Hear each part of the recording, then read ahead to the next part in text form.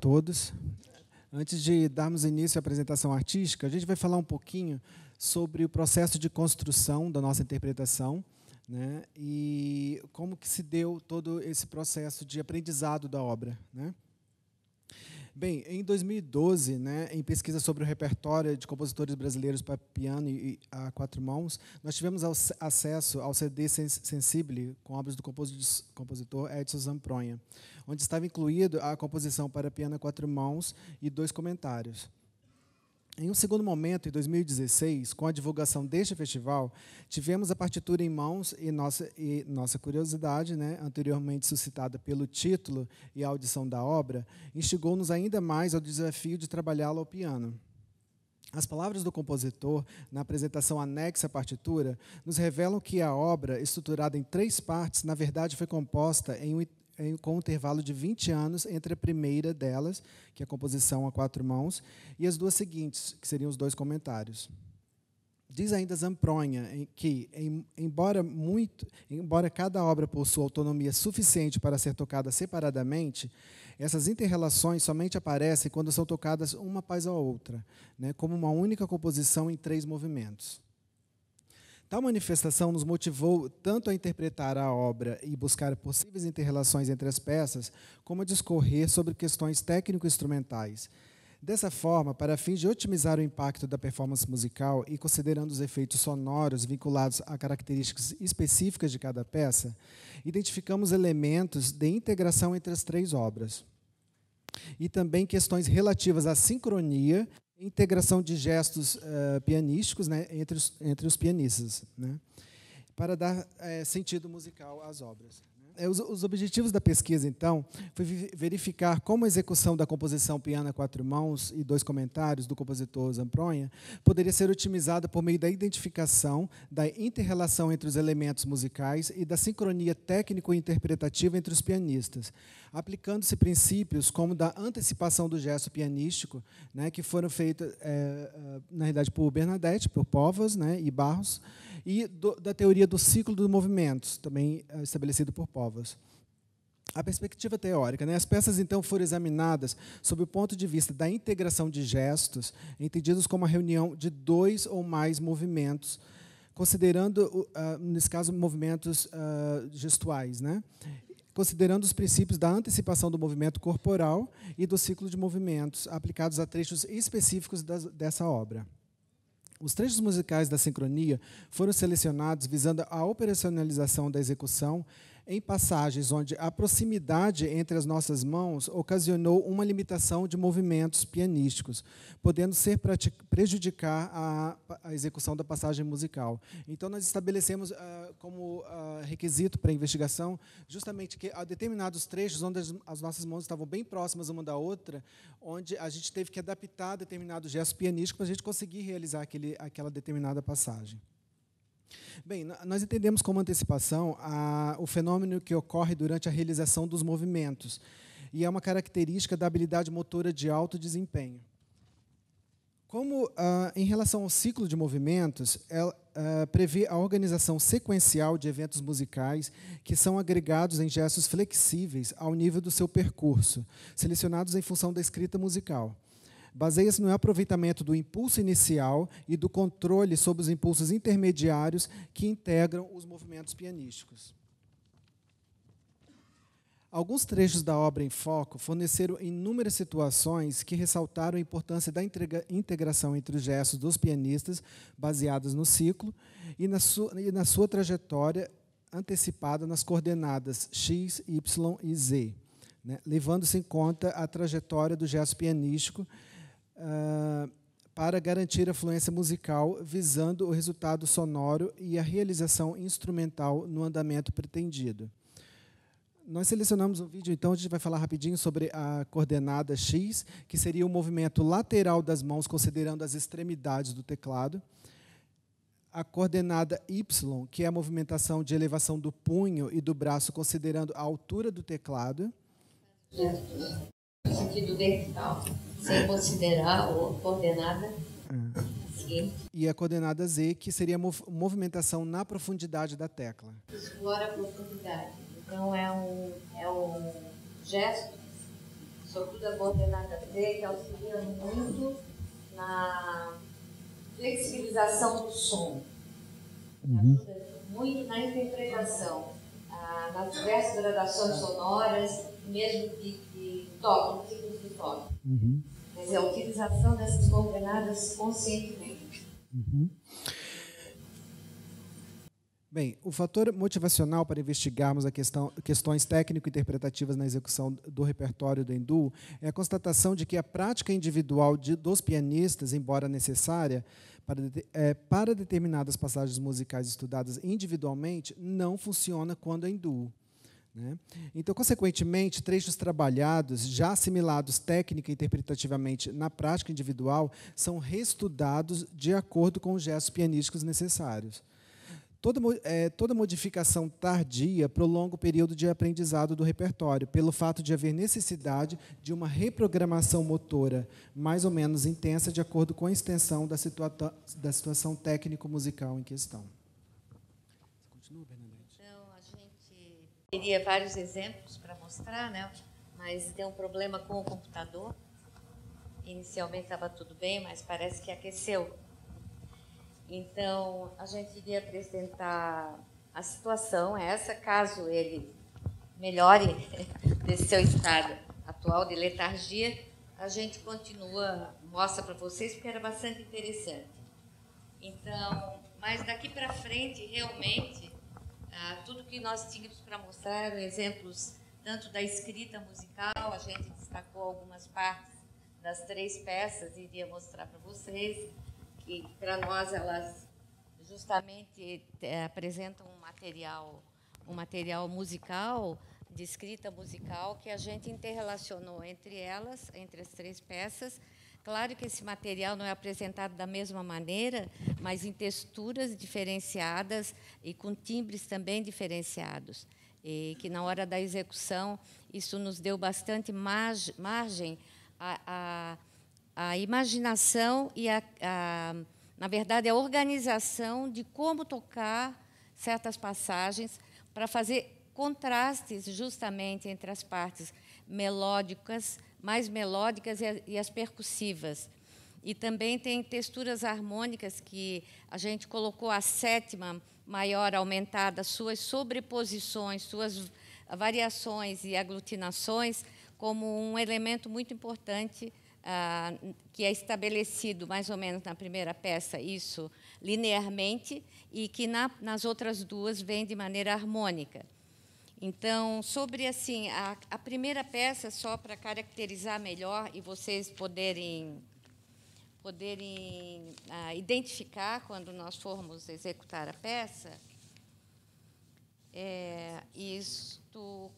na primeira peça, então, que é a peça para a composição para piano a 4 mãos, nós vemos uma característica de escrita mais propulsiva e contínua em semicolcheias, e, sobretudo, na parte do secondo. Então, assim, uma estrutura harmônica, a escrita vertical, ela só ocorre na parte do primo, mas sempre com o secondo caminhando continuamente nessas semicolcheias.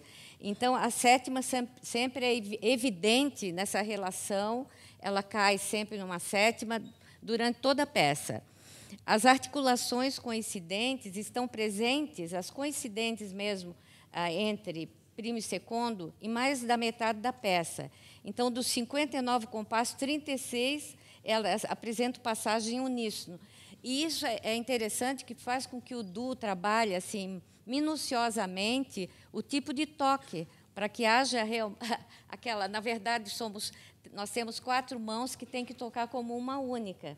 Então, na verdade, eu acredito que seja uma tentativa, porque, dada a não simetria entre as mãos, porque isso não é tocado em espelho, claro, né? No sentido sequente, né? ou ascendente ou descendente, mas é uma tentativa e que torna o trabalho hindu muito interessante, essa busca de unidade e, muitas vezes, busca de contraste, que é o que ocorre no comentário 1, que o secondo ele tem uma escrita vertical, solene, né? São colunas sonoras, pode-se pensar em uma catedral, enfim, né? Isso, cada imaginação, o ouvinte, claro, vai estabelecer a imagem sonora que quiser e que sentir, mas eu imaginei como colunas sonoras, como se fossem colunas mesmo, numa grande capela, em uma igreja, não imensa, mas muito, muito densa. E a escrita que falaram até aqui na palestra, né, essa tendência ao anterior, essa releitura, né, de uma textura anterior, que ali diz quase como, que eu tocasse a parte do primo, quase como um elemento barroco. Então, a escrita do primo é totalmente outra e contrasta com essas colunas. E seria o comentário 1. E no comentário 2, então, ela é bastante contrastante, tem partes muito trinado, uma textura em trinado que ela mescla entre os dois pianistas, né, entre os dois contornos, e tem partes também que são ressurgiu das cinzas, enfim, mas que tem texturas diferenciadas bastante entre partes percussivas e partes até, eu ouso dizer, né, scriabinianas, embora eu acho que o compositor é extremamente criativo, ele pode não ter tido esse tipo de inspiração, mas teve um momento que eu digo, espera, né? Então, assim, a execução disso me remete um pouco àquele romantismo que é até um tanto quanto, não é etéreo, que é uma característica desse compositor, enfim. Não me vem no momento, porque fiquei meio envolvida com o fato de não ter... Deu certo ali? Olha. Tá, então passa lá. Essa aí seria a prática individual. Tá. Seria a prática individual sem elevação do punho. A segunda seria tentativa, nós dois tocando dessa maneira, o que vai causar um constrangimento para o pianista que toca o conjunto.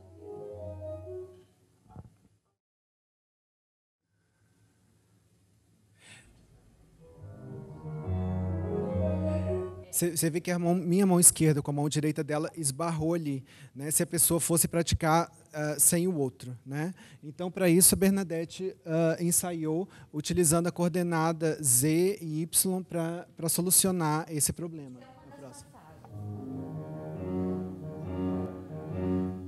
Ela iria tocar individualmente dessa forma, o que se alguém visse tocando individualmente, fala, nossa, que pianista estranho, como é que ele consegue tocar com o punho alto? Individualmente, às vezes, em um gesto mais exagerado, né? Que às vezes não é muito cômodo também. Então, fica muito mais tranquilo de tocar em duo, com um gesto mais adaptado. Havendo sobreposição de mãos nessa parte, então ela tem que estudar assim e eu para baixo.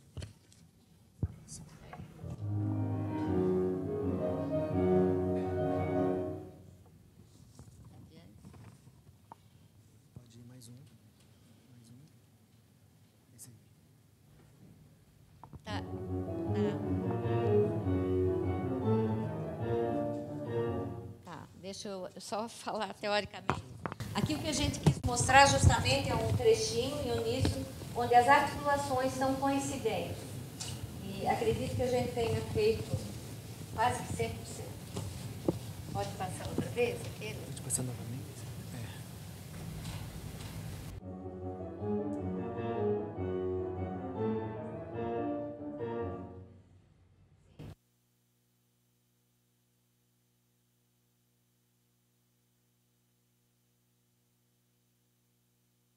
Contraste entre as duas, o comentário 1, só para mostrar um pedacinho.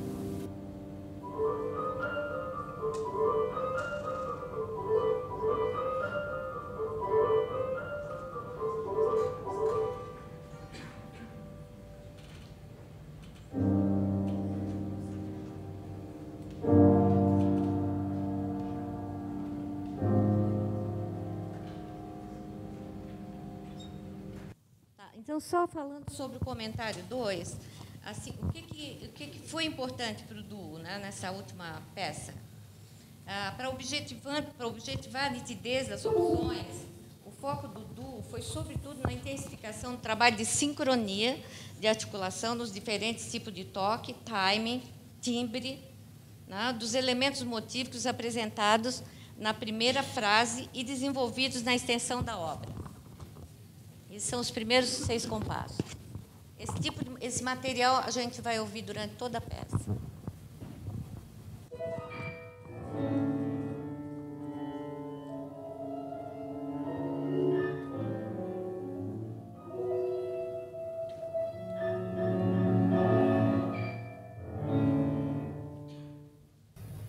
Então, a gente vai fazer as considerações finais e finalmente, tocar a peça como um todo, as 3 peças.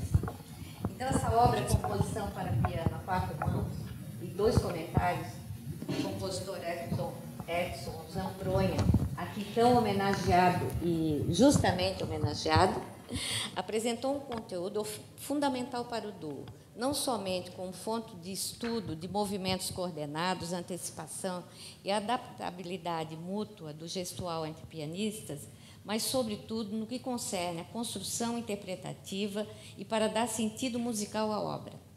A aplicação e prática dos princípios teóricos ressaltou a importância da integração entre gestos, baseada no ciclo, na sua trajetória antecipada nessas coordenadas X, Y, Z, fornecendo estratégias de realização sonora interpretativa bastante significativas para o duo. Obrigada.